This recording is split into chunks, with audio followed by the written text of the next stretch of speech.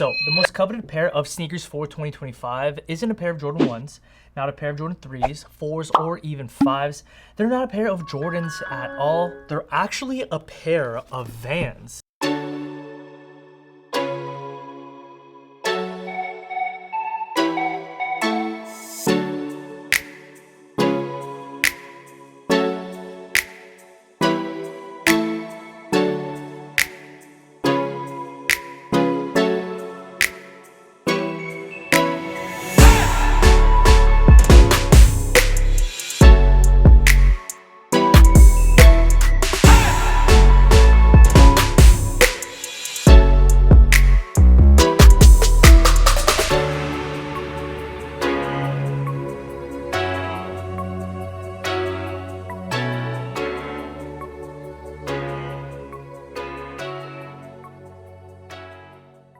What is good, everybody, and welcome back to the channel. My name is Paul, and for today's video I've got a very special pair of Vans to unbox, discuss, review, and see on foot to present to you today.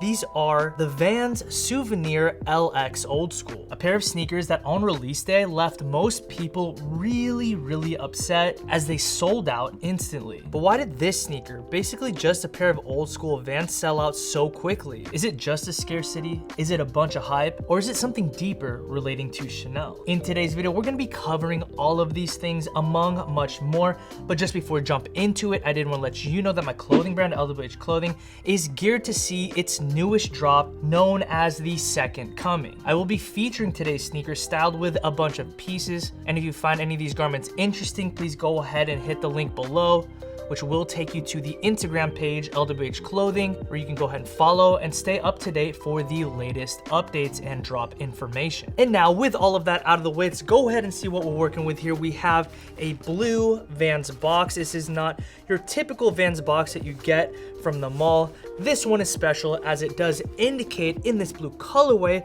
that this is Vans OTW, otherwise known as Vans Off the Wall line, which is to say this sneaker has a little bit more hype to it, is a little bit more intentional relating to design, made with a touch more technology, and made with better materials. Cracking the box open, we do have, this is a goat tag that has nothing to do with Vans. And now getting into the box, we do have the sneakers encased in some tissue paper. And now we have the ever so hype Vans Old School Souvenir. My goodness, do these things look insane in person. And inside the shoe, or attached rather, is a lace bag. I actually detached mine because I've already worn these, but I actually don't know what color the laces are, so let's go ahead and check them out. Okay, so they do come with an extra pair of white laces.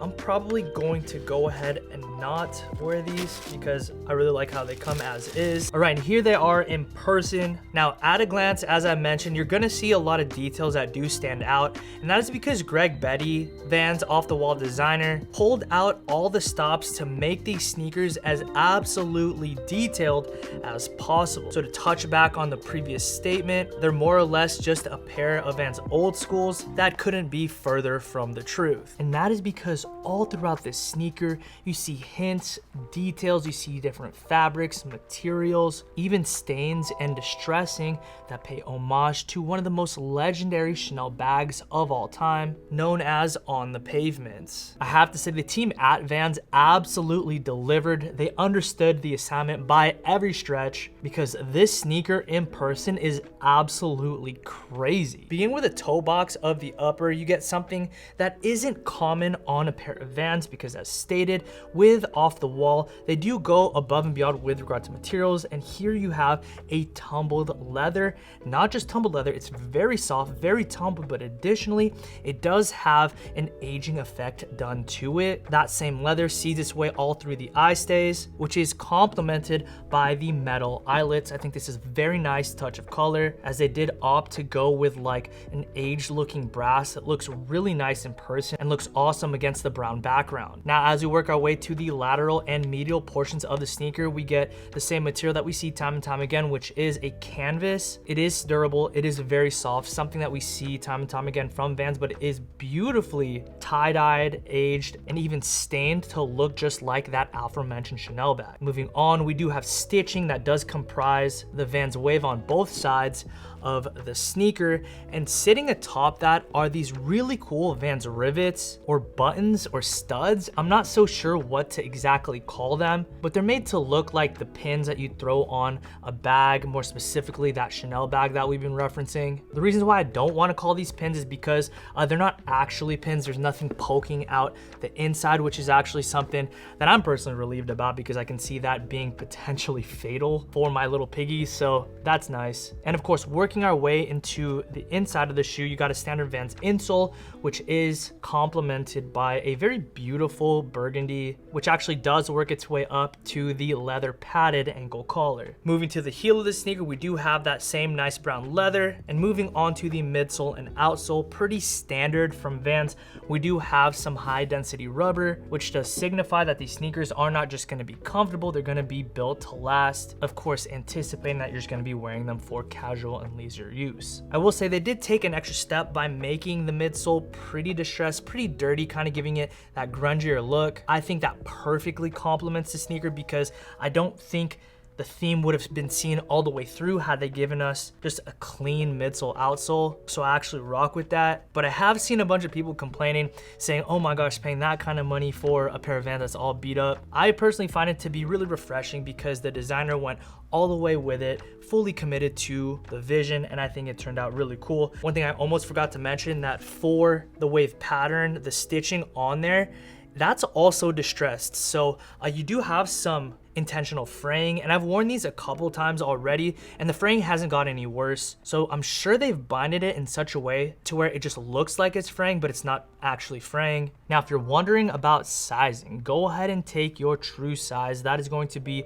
the rule for most. I personally went for my true size of a size 9, and I do find that they fit just perfect. No heel slippage or anything of that sort. And I did want to make sure I highlighted that because some Vans tend to run a little bit bigger, i.e. the OG LX slip-ons, but for me personally, I do find that true size perfect. Now, with that being said, I do want to end today's video sharing with you guys my personal opinions around this shoe, if it's worth the hype or if Vans is just going crazy with this manufactured level of scarcity, because it kind of seems like the brand overall is kind of just doing that, i.e. the Satoshis, the Pearl Eyes, some of the other collabs that have come as a byproduct of this new line off the wall. And while I do believe that they're doing this on purpose, really amping up the hype around Vans, intentionally making these sneakers virtually inaccessible to normal people like myself. I mean, the fact is, on their website, they released what is rumored to be 118 pairs.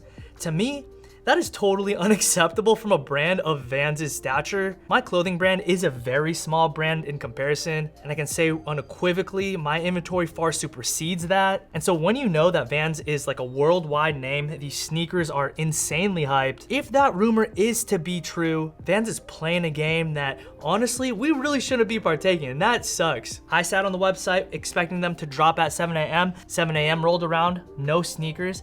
As a matter of fact, I didn't find out that they actually had dropped the day before that they said that they would until I looked on Instagram, which was littered with comments from a multiplicity of people lambasting Vans as a company because they literally put out a statement, an Instagram post saying that they're going live at 7 a.m. Pacific Standard Time on a specific day, only to randomly drop them 7 hours earlier. And the only way to find them was if you had a special link or if you just simultaneously Googled them, the product page would show up. That's my first opinion. I'm sharing with you my first opinion. That is BS. Look around Instagram, look around YouTube.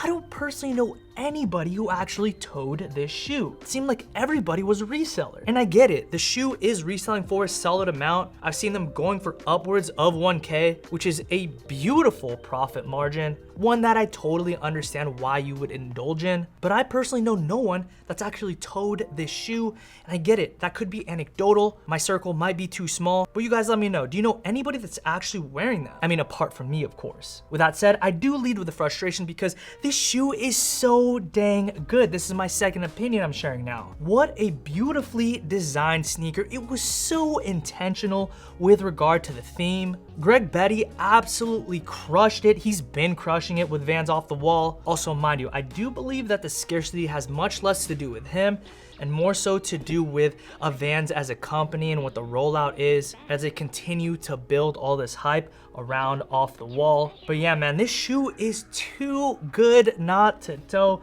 It is so sick. This has to be one of the sickest Vans since the Fear of God Vans. Yes, I said it.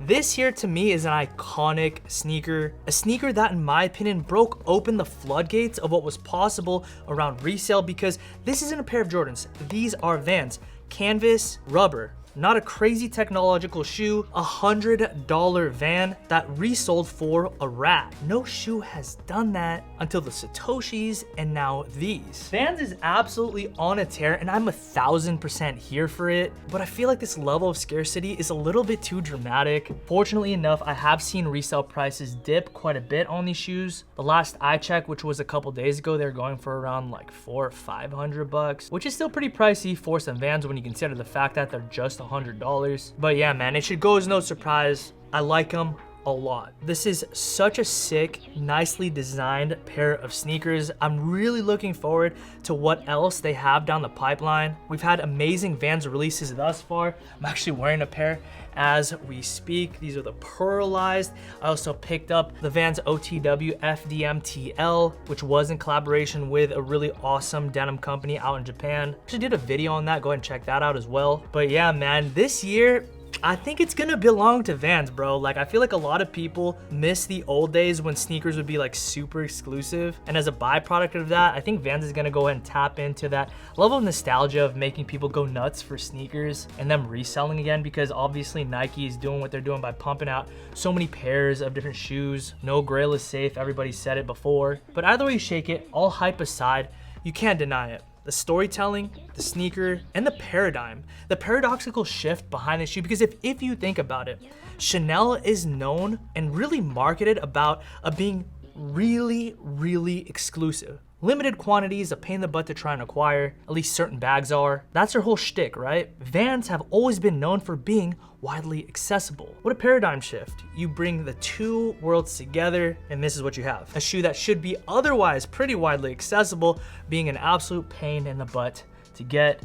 I think it's pretty cool. It's like an oxymoron, if you will. And me, I'm just a moron that pays resale for these. Dad jokes gone wild right now. Hey, I'm about to be a new dad. I gotta earn my stripes. Now, before I let you guys go, I did want you to know that all is not lost. All hope is not lost. You can still get these sneakers for retail, or a variation of these sneakers for retail. There is a plan for a new colorway, which is like a burgundy, almost like a maroon version of the shoe. I think what they actually did was they inverted the colors of what is inside the shoe to what's on the outside and vice versa. That sneaker is rumored to be releasing in September, so be sure to keep an eye out on that. Any info I will be sharing in both the Locust&WildHoney Facebook group, which is a group where we buy, sell, trade, share tips, information. It's 1000% free, unlike other groups out there, so be sure to go ahead and join that. Link will be below, but also I will be sharing all of the links I can possibly find on my Instagram stories. I've been doing this for years, and so it'd be a good idea to keep my notifications on if you're interested in these shoes or any other hype items or sales or anything of the sort. Guys, I'm gonna go ahead and end the video there, but I did want to ask you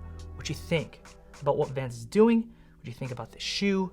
If it's worth the hype. Let's get a good dialogue going in the comment section down below. I'd like to thank you guys so much for stopping by the channel, watching my video, and continuing to support me, whether it's here through the channel, liking the videos, commenting, all that good stuff, as well as through my clothing brand, LWH Clothing. That's a heartbeat behind why I'm able to do what I get to do here on YouTube. That's what funds this whole venture. So thank you in advance for supporting the new collection. I know I say it every video, but I sincerely mean it. It really is such a privilege of mine to get to serve you through making these videos, as well as all the products and the garments and the watches. I'm extremely blessed, and yeah, man, thank you for the support.